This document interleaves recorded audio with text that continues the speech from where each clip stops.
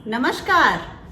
मैं हेना प्रसून बहुत बहुत स्वागत करती हूँ आप सबों का अपने चैनल हेना प्रसून एस्ट्रोलॉजी में। ज्योतिष के इस नए कार्यक्रम में आप सबों का बहुत स्वागत है।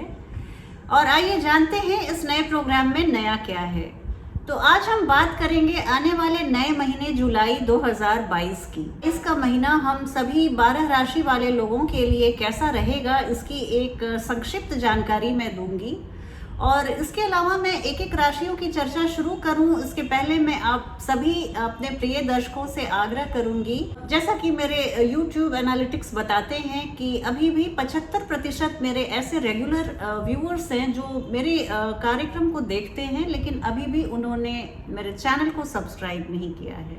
और इसके अलावा मेरे वीडियो को पसंद आने पर आप लाइक का बटन दबाएं और वीडियो के लिंक को अपने फ्रेंड्स और फैमिली में शेयर करें।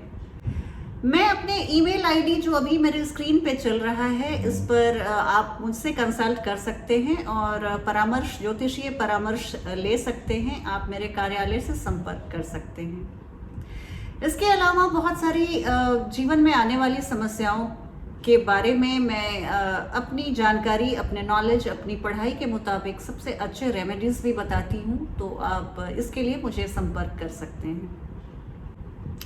आइए अब बिना किसी विलंब के मैं चर्चा शुरू करती हूँ कि जुलाई 2022 का महीना हम सभी 12 राशि वाले लोगों के लिए कैसा रहने वाला है। राशियों के चर्चा के क्रम में अब बात करूंगी मेष राशि और मेष लग्न वाले जातकों के बारे में। राशियों की चर्चा के क्रम में अब बात करूंगी मेष लग्न और मेष राशि वाले जातक और जातिकाओं के बारे में कि ये आने वाला जुलाई 2022 का महीना आप सबों के लिए कैसा रहने वाला है। निसंदेह मेष राशि वाले लोगों के लिए बहुत ही अच्छा समय चल रहा है। ईश्वर करे आप भविष्य में भी ऐसे ही आगे बढ़ते रहें। यहाँ मैं अगर बात करूँ आपके करियर की, उसके पहले मैं आपको एक जनरल सी बात बता देती हूँ कि ओवरऑल सफलता सुनिश्चित है। जुलाई में आपका ये जो समय है, आने वाले अभी कई महीनों तक आपको इस तरह से बहुत अच्छी सफलता की गुंजाइश मैं देख रही हूँ। देखिए, हो सकता है अब जब मैं बात आपके करियर की करूं तो हो सकता है इस महीने आपको अपने करियर फ्रंट पे बहुत एक एवरेज समय जैसा ही लगे, लेकिन यकीन मानिए ये अभी का एवरेज सा दिखने वाला समय आपको आने वाले चंद महीनों में बहुत बड़ी सफलता दे सकता है। शनि देव आपके दशम और एकादश भाव के स्वामी हैं और अभी वो रेट्रोग्रेड हो चुके हैं। अभी वो धनिष्ठा नक्षत्र में चल रहे हैं। आप अपने मेहनत से कभी हार नहीं मानने वाले। आपको मार्स और शनि, मार्स की ऊर्जा, मंगल देव की ऊर्जा और शनि देव की निष्ठा और लगन आपको आपके काम में, कार्य क्षेत्र में हमेशा आगे बढ़ाने का काम करती रहेगी। तृतीय भाव में आपके सूर्य और बुध की युति आपको बहुत कुछ करने की, सेल्फ इनिशिएटिव की चेष्टा देगी और आप अपने इस समय को बहुत अच्छे से एनकैश करते हुए दिख रहे हैं।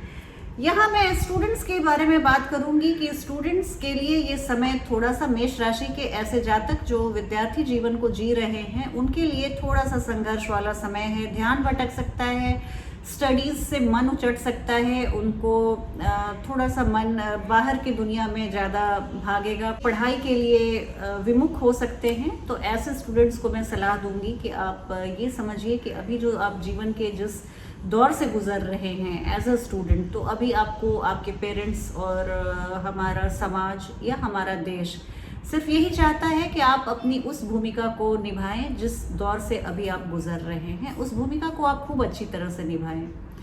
तो लगन से पढ़ने का और परीक्षाओं में सफलता हासिल करने का ही ये समय है। आप इसमें ज़रा भी कोताही ना करें और समय के प्रवाह को और समय के साथ आप आगे बढ़ें। बात अगर मैं बिजनेसमैन की करूं तो यहाँ पर मैं आपको सफलता से कोई आपको रोक नहीं सकता। आपके बिजनेस पार्टनर्स आपको बहुत सहयोग करते हुए दिख रहे हैं, बहुत सपोर्ट करते हुए दिख रहे हैं। महीने के प्रथम 2 सप्ताह आपको अपने कार्य क्षेत्र से कुछ बड़ी खुशखबरी मिल सकती है। कुछ ऐसे प्रोजेक्ट जो रुके पड़े थे वहाँ पर गति आ सकती है। आपके जॉब के सिलसिले में जितनी भी कठिनाइयां थी, जितनी भी डिफिकल्टी थी, सब ईज आउट होते हुए दिख रही हैं। आप अपने वरिष्ठों के साथ संबंध को सामान्य करते हुए और प्रगाढ़ करते हुए दिख रहे हैं। अगर आपके सहकर्मियों के साथ आपकी कुछ अनबन थी या मतभेद था, तो वो सब भी इस समय दूर होता हुआ दिख रहा है। इन जनरल आपके वर्क प्लेस पे आपकी तूती बोलते हुए दिख रही है। गुरु बृहस्पति आपके द्वादश भाव में उपस्थित हैं और यहाँ से अगर आप विदेशी भूमि से जुड़ा हुआ कोई आपका व्यापार है तो वहाँ पर आप बड़ी सफलता पाते हुए दिख रहे हैं। अगर आप एमएनसी में काम करते हैं, मल्टीनेशनल कंपनीज में काम करते हैं, तो वहाँ पर आप बड़ी सफलता पाते हुए दिख रहे हैं।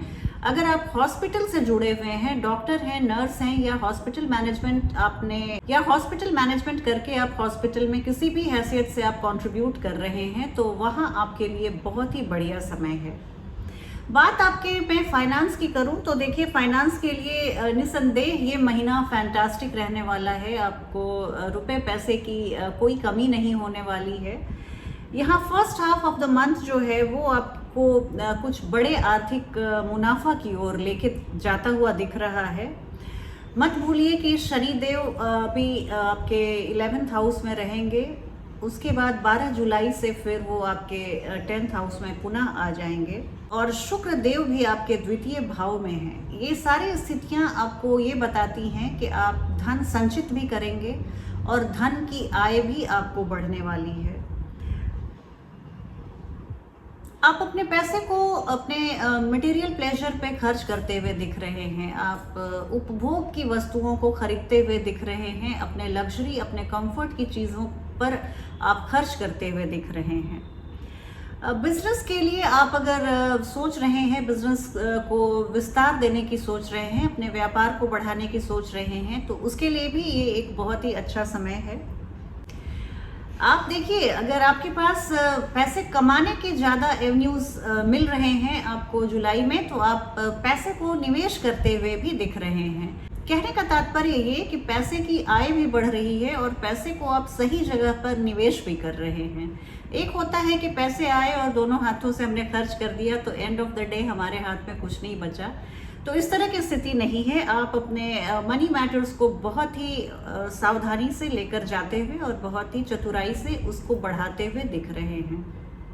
फॉरेन करेंसी में अगर आपकी आय विदेशी भूमि से जुड़ी हुई है, आप विदेशी मुद्रा में अगर आप कमाते हैं, तो वहाँ के लिए भी आपको बहुत ही उचित समय है। मैं ये एग्जाम्पल बार बार देती हूँ कि जैसे हम यूट्यूबर्स हैं, तो हमारी जो आय होती है वो यूएस डॉलर्स में होती है। तो अगर इस तरह के किसी कार्य से आप जुड़े हुए हैं जहां आपकी इनकम विदेशी मुद्राओं में होती है, तो वहां पर भी आपके सफलता के बड़े चांस बनते हैं। अब बात आपके जुलाई महीने में स्वास्थ्य की करूं तो देखिए, इस महीने में आप मिला जुला परिणाम पा सकते हैं। अगर आप शादीशुदा हैं तो आपके ससुराल पक्ष से किसी की तबीयत खराब होने की सूचना आ सकती है, जिससे आप थोड़े से डिस्टर्ब हो सकते हैं। आप जीवन में बहुत एक प्रतियोगिता टाइप की सिचुएशन में अपने को फंसता हुआ सा देखेंगे। क्यों ना हो, जैसे करियर और फाइनेंस की हमने बात की, तो ये सब देखिए, आदमी कुछ पाने के लिए कुछ खोता है। तो अगर आप व्यावसायिक क्षेत्र में इतनी सफलता पा रहे हैं, तो अपने हेल्थ को अगर आप खो के पा रहे हैं, तो ये सफलताएं मैं आपको कहूँगी कि ये बहुत महंगी हैं। तो इस तरह से आप अपने हेल्थ का बहुत ध्यान रखिए। आप अपने मेंटल वेलबींग का भी ख्याल रखिए और फिजिकल वेलबींग का भी ख्याल रखिए। जुपिटर की सीधी दृष्टि आपके षष्ठम भाव में हो रही है। गुरु बृहस्पति की सीधी दृष्टि आपके षष्ठम भाव पर पड़ रही है, जो ये बताती है कि आप दूसरों के लिए बहुत ज़्यादा मदद करने के लिए तत्पर रहेंगे और कई बार अपनी नीड्स, अपनी ज़रूरतों को अनदेखा करेंगे। तो ऐसा मत कीजिएगा। आप अपने ईटिंग हैबिट का भी बहुत ध्यान रखिए, खान पान में बहुत सतर्कता बरतिएगा। हाई ब्लड प्रेशर और डायबिटीज़ जैसी समस्याएं आपको अगर ऑलरेडी हैं, तो आप नियमित चेकअप करवाते रहिएगा, समय पर दवाएं लीजिएगा। आपको यही सलाह देती हूँ। आप इस दौरान, इस कालखंड के दौरान, आप अपने में एक आंतरिक मजबूती को आप पाएंगे, एक इनर स्ट्रेंथ को आप फील करेंगे। आपकी किसी लंबे समय से कोई बीमारी, कोई क्रॉनिक इलनेस चल रही थी, तो वहां पर लेकिन आपको निसंदेह मैं स्वास्थ्य लाभ करते हुए देख रही हूँ, रिलीफ मिलते हुए देख रही हूँ। आप अपनी दैनिक दिनचर्या को स्वस्थ रखिएगा, नियमित खान पान और व्यायाम से अपने को चुस्त दुरुस्त रखिएगा। बात आपके लव लाइफ और आपके मैरिड लाइफ की करूं, आपके शादीशुदा जीवन और प्रेम जीवन की करूं, तो ये महीना आपके लिए बड़ा फेवरेबल रहने वाला है। ये सुन के मेरे कई दर्शकों की आंखें एकदम चमक गई होंगी। ये मर्क्यूरी और सन का जो कंजंक्शन है महीने के पूर्वार्ध में, ये आपके लिए बहुत लकी रहने वाला है। बहुत प्रेमी युगल के बीच में मैं बहुत नाजुक पलों को जीते हुए देख रही हूँ। बहुत एक अंतरंगता, एक सामंजस्य की स्थिति में देख रही हूँ।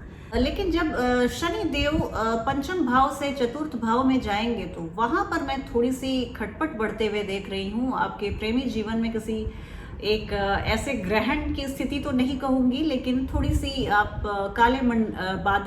काले बादल ना मंडराएं आपके लव लाइफ पे, इसका आप ध्यान रखिएगा।